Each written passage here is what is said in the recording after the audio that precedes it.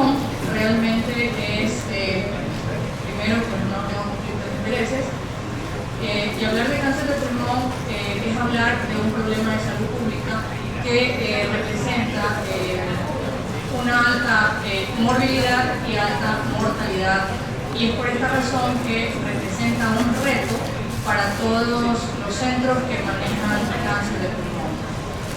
Según los datos de la Organización Mundial de la Salud, aproximadamente 2.21 millones de casos nuevos por cáncer de pulmón a nivel mundial, y de este número, el 1.8 millones muere al año por esta causa.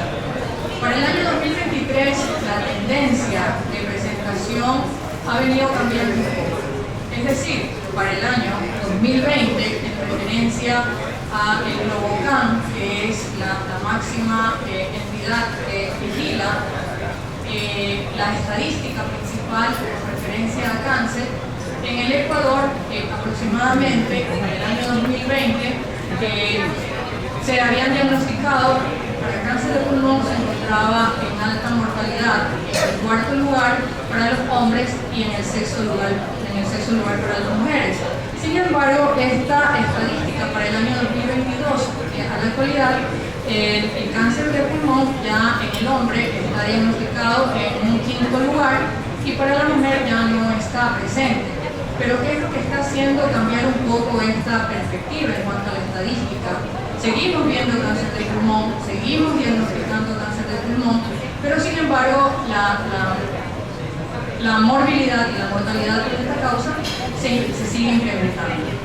Sabemos que esto está en relación a los hábitos de fumar y el consumo de otras sustancias que representan también dañinas para el organismo y para el pulmón, como es el uso del tabaco. Un poquito de historia, como para entrar ya en materia de la broncoscopía. Gustav Kilian fue quien hizo una primera exploración de la vía aérea y fue manejado a través, entre comillas, de una broncoscopía rígida. Él usó un esofagoscopio para poder extraer un cuerpo extraño de la vía aérea, sin que este paciente llegara a tener una traqueotomía. Luego, en ese trayecto entre el año 1897 y el año 1966, en que Shigeto Ikeda, que prácticamente se lo considera el padre de la broncoscopía flexible, él presenta a su equipo ya con una luz que nos permitía observar o permite observar la vía aérea, que es de un diámetro más pequeño, que se usa anestesia local y tiene un mejor aprendizaje con respecto al manejo de la vía aérea. Sin embargo, esto aportó para que haya un incremento del número de indicaciones ya con fines diagnósticos. Es decir, que la broncoscopía se remonta al siglo XVIII con los broncoscopios rígidos iluminados, que ya lo acabo de mencionar, y que con la introducción de los broncoscopios flexibles de Ikeda se abrió un abanico de aplicaciones a la broncoscopía moderna actual, con el intervencionismo de la vía aérea. Ahora ya no se habla solo de diagnóstico a través de la vía aérea, sino también ya de estadificación y de tratamiento. Actualmente, como hemos escuchado en esta mañana, pues ya hay intervencionismo como ultrasonido endobronquial, criobiopsia, la utilización del ergoplasma y los stent endobronquiales. Las técnicas broncoscópicas utilizadas son una herramienta para el diagnóstico y estadificación en el cáncer broncogénico, mediante la toma de muestras que nos va a permitir comprender mejor la carcinogénesis pulmonar. Vamos a lograr que con estas muestras, que deben ser representativas, lograr estudios inclusive de no solo anatomopatología, sino también inmunistoquímica y los biomarcadores para buscar la genética del tumor. ¿Qué es lo que generalmente se hace? Es lavado, cepillado, biopsia bronquial, y para aquel médico que está muy bien entrenado, las biopsias transbronquiales que tiene cada una de ellas rendimientos variables.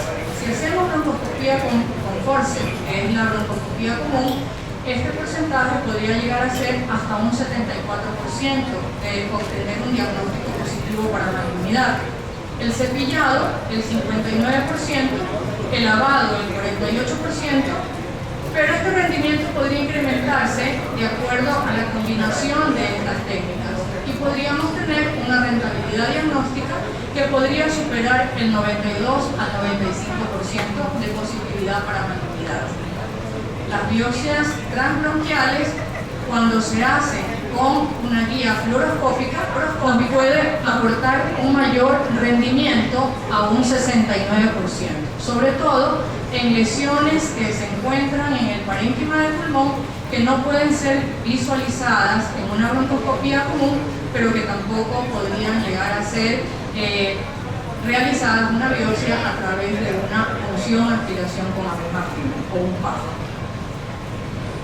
¿Qué es lo que nos solicitan los médicos que hacen el diagnóstico? Porque una vez que nosotros tomamos la muestra, hemos observado el tumor, para llegar a un buen diagnóstico, generalmente no se necesita más allá de 4 placas para un cepillado. Necesitamos lavado bronquial no menor de 20 ml. Aquí hay el tema de las biopsias que se hace con forceps, va a depender mucho del tamaño de la muestra que vamos a enviar. Las muestras suelen ser milimétricas, muchas veces no alcanzan a representar más allá de 1 centímetro. Sin embargo, siempre hay que tomar un número representativo de las muestras que podrían llegar entre 8, 10 o inclusive 12 piezas para que podamos tener un buen material para que el patólogo no desgaste la muestra haciendo estudios tanto de anatomopatología, de inmunistoquímica y de la biología molecular o la genética para buscar las mutaciones. Las biopsias transbronquiales no pueden superar el número de 3 a 4 porque los riesgos de neumotórax son muy altos. ¿Cuáles son estos estudios de inmunistoquímica que regularmente el patólogo solicita? Cuando se trata de un adenocarcinoma, lo que se solicita es una muestra de TTF1, napsina A, citoqueratina 106, P40, CD56 y sinaptofisina y la cromogramina. Normalmente, para yo diagnosticar un adenocarcinoma o confirmar un adenocarcinoma, necesito tener un TTF1 positivo. Si es un carcinoma de otra estirpe, el TTF1 probablemente será negativo.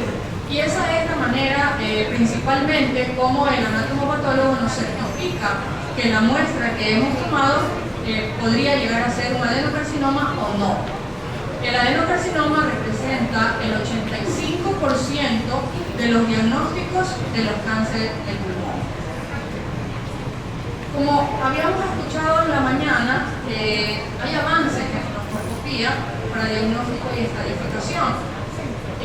Uno de los avances es el ultrasonido endobronquial, que ya poco a poco se ha venido introduciendo aquí en el Ecuador, pero no todos los centros que realizan estudios de broncoscopía tienen este beneficio.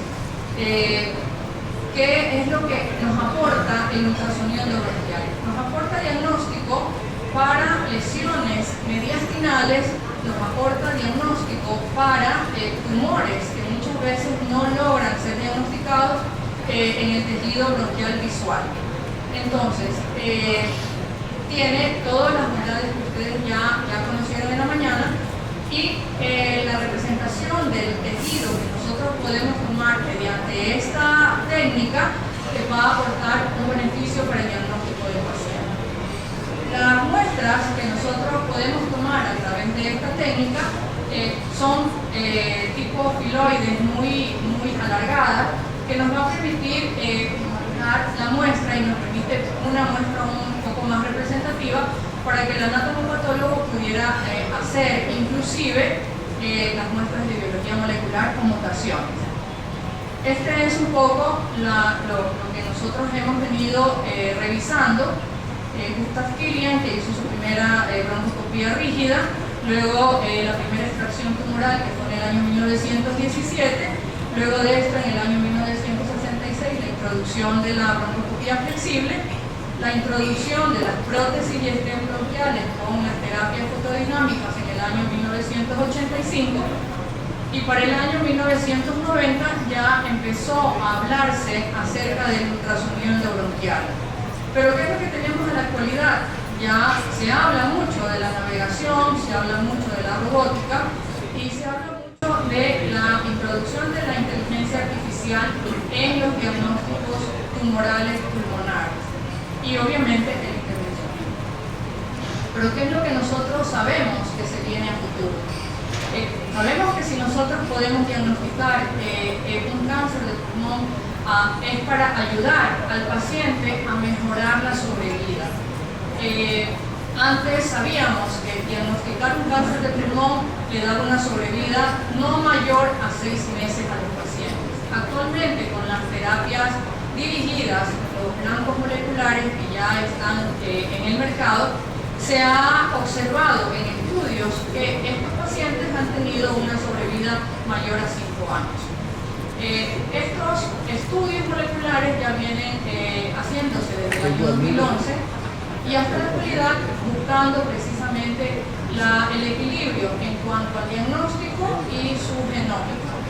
¿Cuáles son estos estudios? El estudio principal que se hace en los pacientes con adenocarcinoma es el NFR. Este va a representar entre el 10 al 15% de todos los tumores que pudieran ser diagnosticados de un adenocarcinoma, seguido de la determinación de ALK o los determinantes de la quinasa, que representan el 5%, y luego tenemos la determinación del ROS1 y la determinación de la proteína de PTL1. Estas determinaciones van a representar aproximadamente el 1% de todos los tumores endobronquiales. Y el propósito es precisamente, lo que ustedes pueden observar en esta diapositiva, la evolución terapéutica de lo que requiere el primer hepatólogo con la determinación del tamaño de la muestra. Segundo, que la muestra sea suficiente para que nosotros podamos llegar a tener toda esta determinación genómica y que sea de aporte para el oncólogo para que defina la determinación terapéutica que el paciente va a recibir. ¿Qué es lo nuevo, el presente y el futuro? Esta autora, la doctora Virginia Pajares, es una referente española, en su artículo de Medscape de mayo de 2024, ya habla un poco de los retos y las amenazas que existen para la fibrobroncoscopía. Retos porque hablamos de todo lo que se viene en el futuro y las amenazas porque podríamos sentirnos amenazados de que el futuro podría no ser tan beneficioso. Y la radiómica, que es uno de los parámetros que se está utilizando para la determinación precisamente de nódulos pulmonares. Requiere todas estas técnicas una curva de aprendizaje y para esto necesitamos que haya más centros, que es lo que yo propongo en las conclusiones. Siempre y cuando la broncoscopía no deja de ser uno de los métodos de elección para los tumores centrales. Si yo tengo un tumor periférico, la idea es evaluar bien el caso, como ustedes han visto esta mañana, que se han evaluado muy bien los casos y saber si es candidato a realizar un EBUS radial, a realizar una criobiopsia, a realizar una exploración con fluoroscopía o todas las técnicas que en la actualidad existen para el manejo de estos tumores periféricos. Hay que incrementar programas de capacitaciones a más broncoscopistas. Sabemos que en el Ecuador hay pocos centros que realizan ultrasonido endobronquial. Broncoscopía, la gran mayoría de los neumólogos tenemos la capacitación. Sin embargo, para hacer intervencionismo se requiere de capacitaciones mayores y de mejor alcance. Siempre que el médico general, el médico internista, reciba a un paciente con tumores, no dude en enviar de manera rápida y oportuna a quienes le correspondan, al neumólogo, al cirujano de tórax o aquel que haga intervencionismo en pulmón para mejorar esto. Hay que impulsar, obviamente, la deshabituación tabáquica y mejorar los estilos de vida de los pacientes para que pudiéramos observar un cambio en estas estadísticas. En Solca, que es donde yo trabajo normalmente, en los últimos 2 años hemos hecho cerca de 200 broncoscopías. Si sacamos cuentas, más o menos serán 100 por año, y de estas la implementación del ultrasonido endobronquial nos ha aportado bastante. Hemos hecho hasta la actualidad 23 ultrasonidos endobronquiales, los cuales hemos tenido el 90% con diagnósticos positivos para la entidad. Entonces esto nos demuestra que la actualidad es eso. Hay que ir avanzando y no quedarse estacionados con cada una de estas técnicas, porque siempre vamos a aportarle no solamente el beneficio a la institución a la cual pertenecemos, sino también a los pacientes, ofertándoles un poco más su calidad de vida y ofertándoles una prolongación de su estado de vida. Quiero agradecer al doctor Efraín Sánchez por la invitación y obviamente pues que cada uno de ustedes pudiera aprovechar esto, ¿no? La vida es breve, el arte es largo, la oportunidad fugaz y la experiencia engañosa y el juicio difícil. Lo dijo Hipócrates. Gracias. Ya lo vieron en acción esta mañana. El doctor David Lazo es cirujano torácico, viene de Chile, llegó esta madrugada, así que viene cansado. Así que David nos va a hablar sobre la realidad del EBUS. ¿Dónde tengo la presentación de David? ¿Dónde queda? Ah, listo. Vamos a comentar aquí. Yo me Sebastián, por favor. Sobre la situación actual del EBUS en América Latina. Muchas gracias, doctor Sánchez.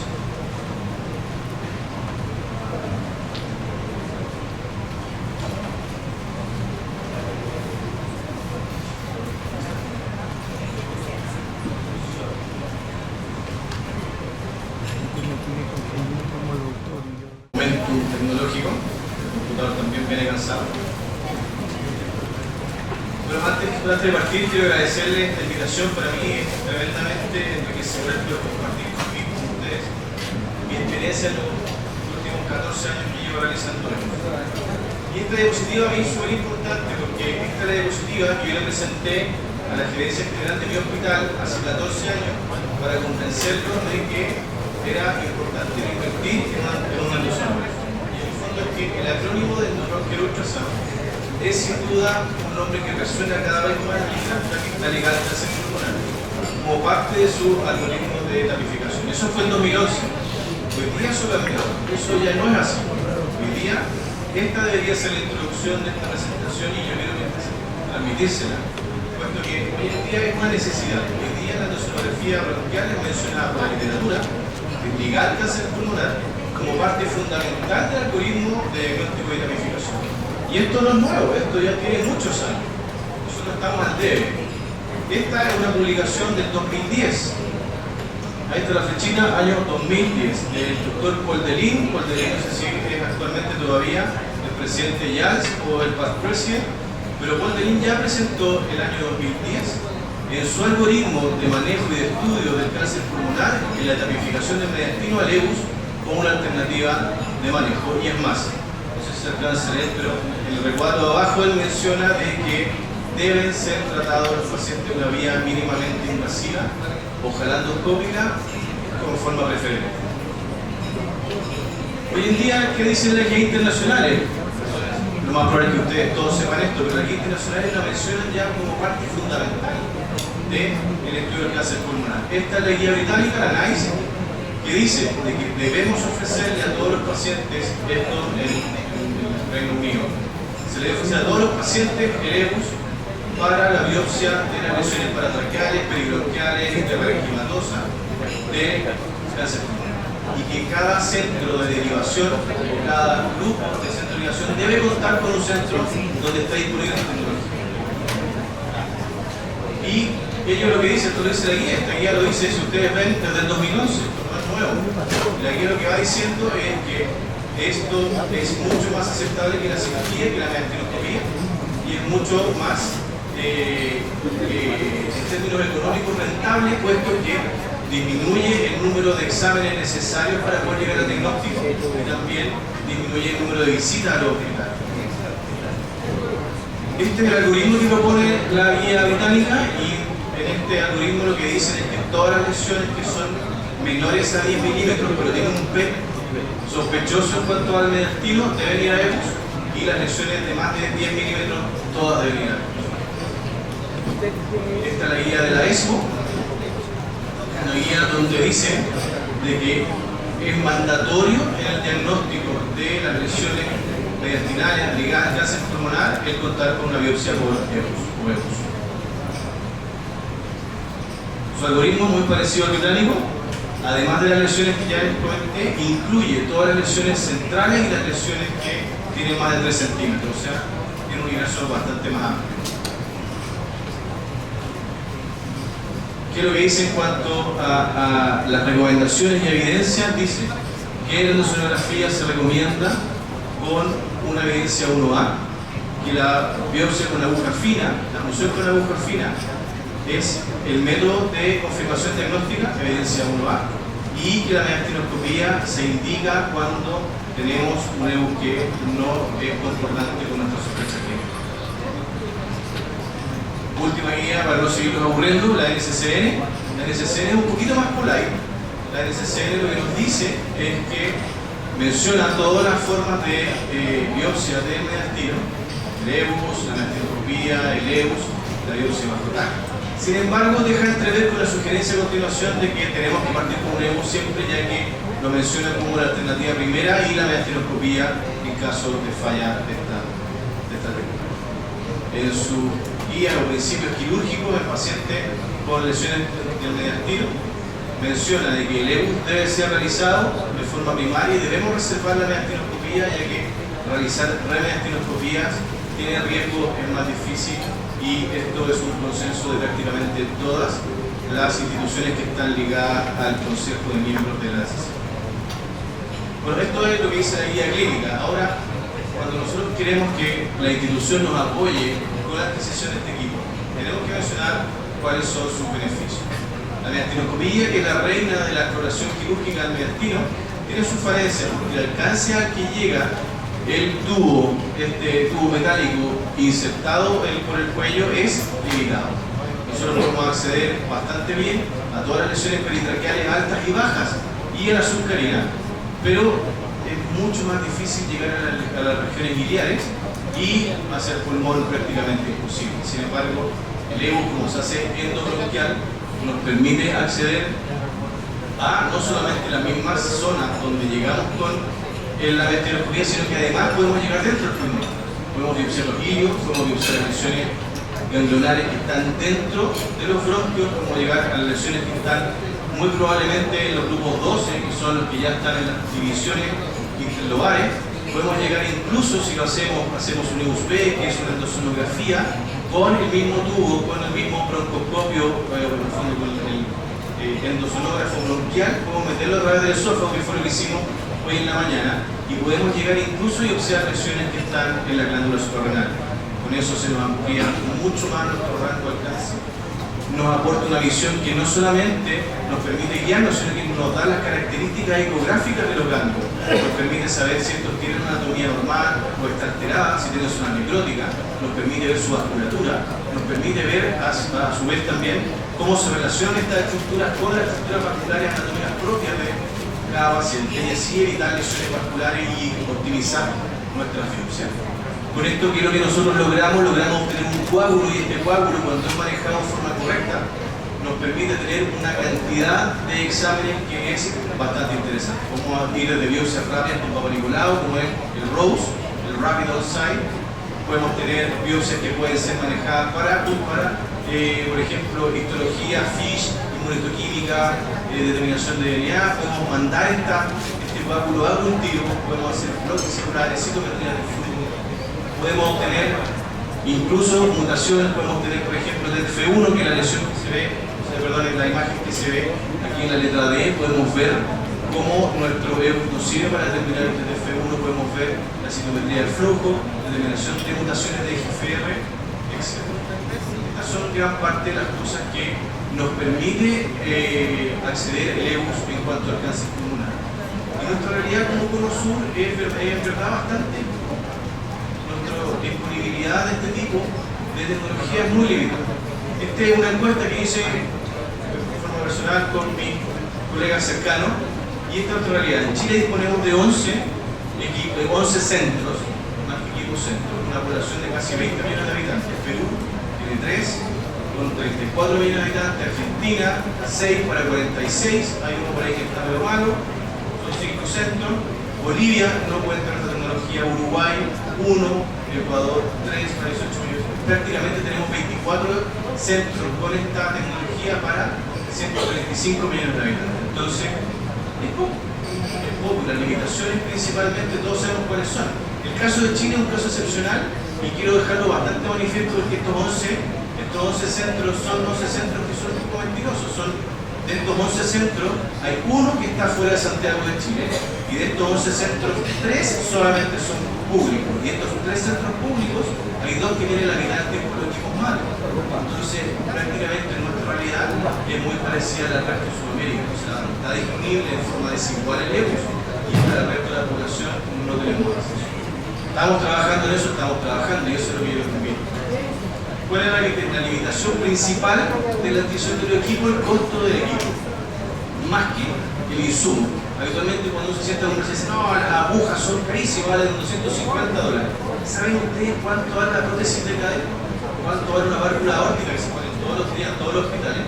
Bastante menos que esto, y esto nos permite acceder a un montón de otras alternativas de manejo de nuestros pacientes. Entonces, este costo del equipo uno tiene que saber cómo transmite la necesidad para que nuestro ministro, nuestro gerente, nuestro consejero sea la persona que uno tenga que convencer, nos apoye para poder llevarlo. Y ya existe el trabajo, esta cuestión tampoco es una iniciativa mía, esta cuestión ya se está haciendo en muchas partes. Este es un trabajo muy bonito. Es un trabajo muy bonito, que es un trabajo que no solamente se dedicó a mostrar la costo efectividad del examen en sí, sino que además, a su vez, para desarrollarlos, los franceses se dieron el trabajo de formar 22 centros de EUS. No solamente les compraron los equipos, sino que les financiaron los 40 primeros procedimientos a cada uno de estos centros para que hicieran la curva de aprendizaje. Una vez con esto analizaron y compararon la metodología de estudio mediastino, clásica, vía mediastinoscopía, versus partir por el EUS y, en caso de duda, hacer la mediastinoscopía. Lo que se vio es esto: el costo, no sé si saben muy bien, pero el costo de la estrategia a través del EUS es 1/3 de cara de lo que es la alternativa quirúrgica. 2.300 euros en promedio por la vía mediastinoscopía versus 850 por la vía del EUS. Ellos concluyen, una conclusión bastante bonita, dicen que el EUS es seguro, es sensible, es costo efectivo, y que en Francia establecemos firmemente que ahora es parte del turismo de manejo. Esto es un trabajo, yo creo que más complejo, que me ha tocado ver en mucho tiempo, un trabajo que hizo el Grupo Toronto, un grupo muy serio, pero asociado a una escuela de economía. Para resumir el trabajo, dice prácticamente lo mismo: la estrategia con el EUS, la estrategia pública es más costo efectiva. Pero cuando lo asociamos a un nivel de sospecha que ronda entre el 2,5 y el 57%. ¿Qué nos quiere decir esto? Que si tenemos una sospecha muy baja de compromiso mediastino, no necesitamos hacer el EUS. Pero si nuestra sospecha existe ya, tenemos un cambio que es un poquito más grande, ya se justifica y esto vuelve a ser justificado. Ahora, he hablado todo el rato del cáncer pulmonar, y una de las estrategias que también tenemos que implementar y que tenemos que tratar de vender, como es el sentido de la palabra, es que hoy en día existen más patologías que pueden verse beneficiadas de este estudio.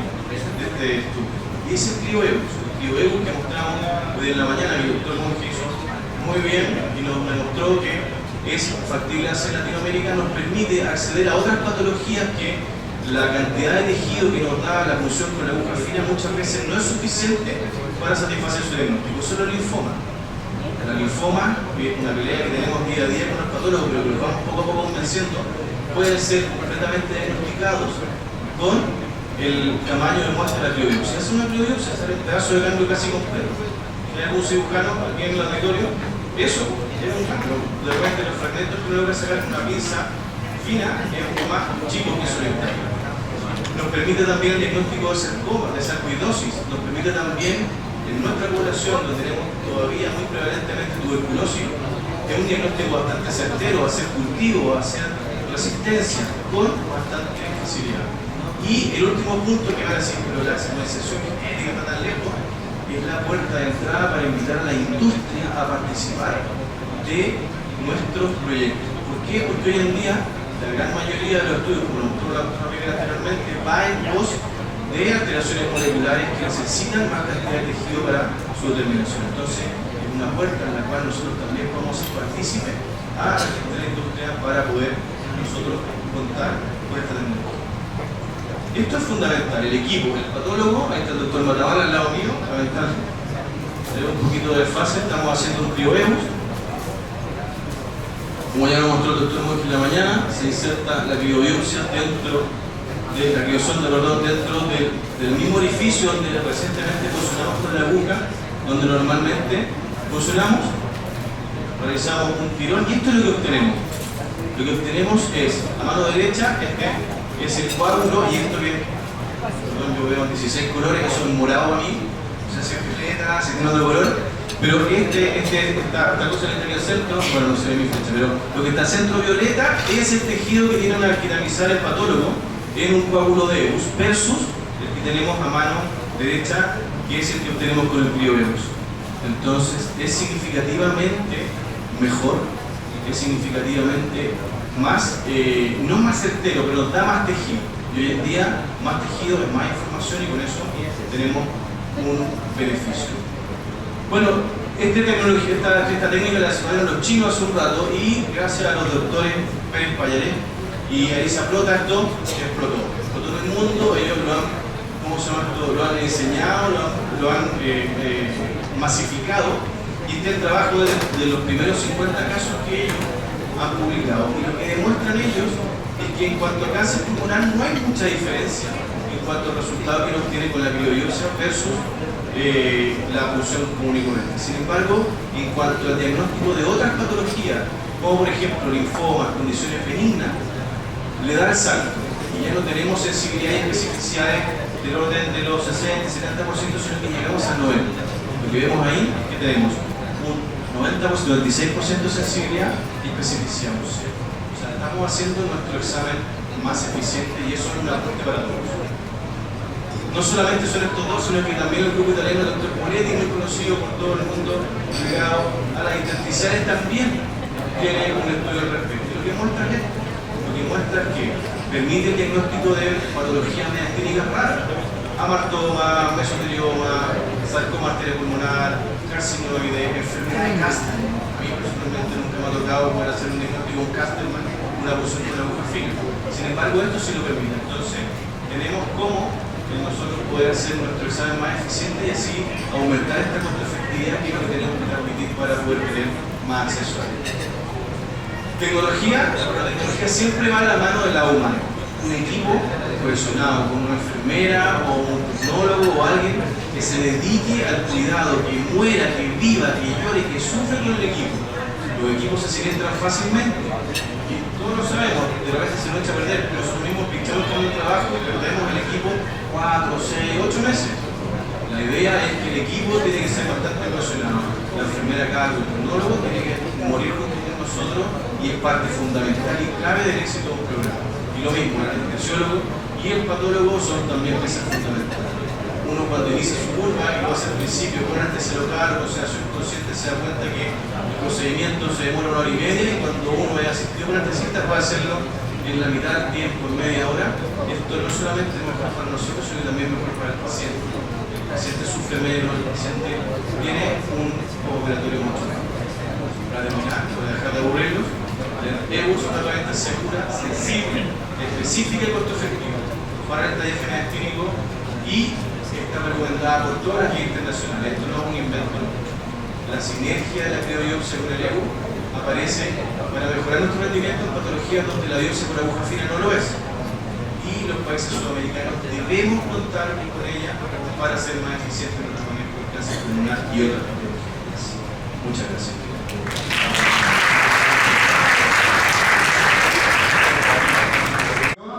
No sé si tenemos un micrófono. Sí, por acá.